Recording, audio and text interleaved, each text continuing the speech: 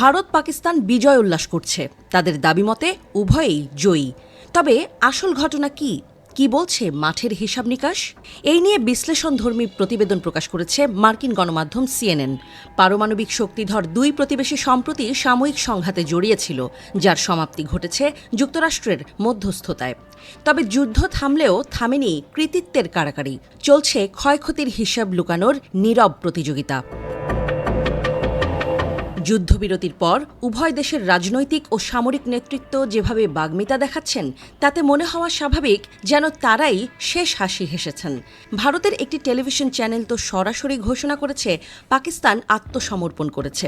দেশটির প্রতিরক্ষামন্ত্রী রাজনাথ সিংয়ের দাবি, ভারত নিয়ন্ত্রিত কাশ্মীরে হামলার পর পাকিস্তানের বিরুদ্ধে যে পদক্ষেপ নেওয়া হয়েছে তা সন্ত্রাসীদের কাছে কঠোর বার্তা পৌঁছে দিয়েছে। অন্যদিকে পাকিস্তানের চিত্রনাট্য একই রকম।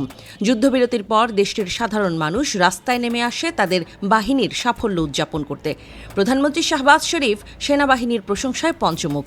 তিনি বলেন, কয়েক ঘণ্টার মধ্যে আমাদের যুদ্ধ বিমানগুলো ভারতের বন্দুকগুলোকে যেভাবে থামিয়ে দিয়েছে তা ইতিহাসের পাতা থেকে সহজে মোছার নয়।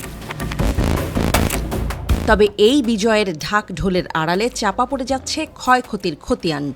ইসলামাবাদ দাবি করছে তারা ভারতের 5টি যুদ্ধবিমান ভূপাতিত করেছে, যার মধ্যে 3টি অত্যাধুনিক রাফাল।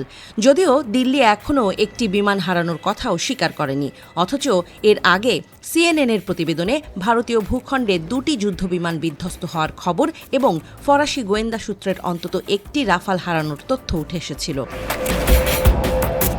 পাল্টা আঘাতের প্রমাণ হিসেবে নয়াদিল্লি স্যাটেলাইট থেকে পাওয়া কিছু ছবি প্রকাশ করেছে। তাদের দাবি, এই ছবিগুলো পাকিস্তানের একাধিক সামরিক ঘাঁটির, যেখানে ভারতীয় বিমান হামলায় রানওয়ে ও রাডার ব্যবস্থা ক্ষতিগ্রস্ত হয়েছে। যুদ্ধবিরতির কৃতিত্বের ভাগিদার হতেও দেখা যাচ্ছে দুই পক্ষকে। পাকিস্তান যুক্তরাষ্ট্রের মধ্যস্থতাকে স্বাগত জানিয়ে কৃতজ্ঞতা প্রকাশ করেছে। তবে ভারতের নেতারা ওয়াশিংটনের ভূমিকাকে লঘু করে দেখানোর চেষ্টা করছেন।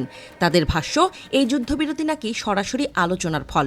সম্ভবত জাতিগত অহমিকাই ভারতকে যুক্তরাষ্ট্রের হস্তক্ষেপ স্বীকারে বাধা দিচ্ছে। তারা হয়তো দেখাতে চাইছে বাইরের চাপে নয়, নিজেদের উদ্যোগেই শান্তি ফিরে এসেছে।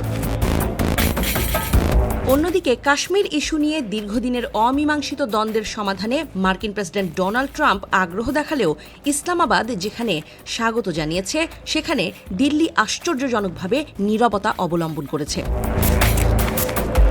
সহজ কথায়, ভারত ও পাকিস্তানের নেতারা যতই নিজেদের সাফল্যের গান গাইছেন, বাস্তবতা হলো এই সংঘাতে কেউই প্রকৃতপক্ষে বিজয়ী হয়নি।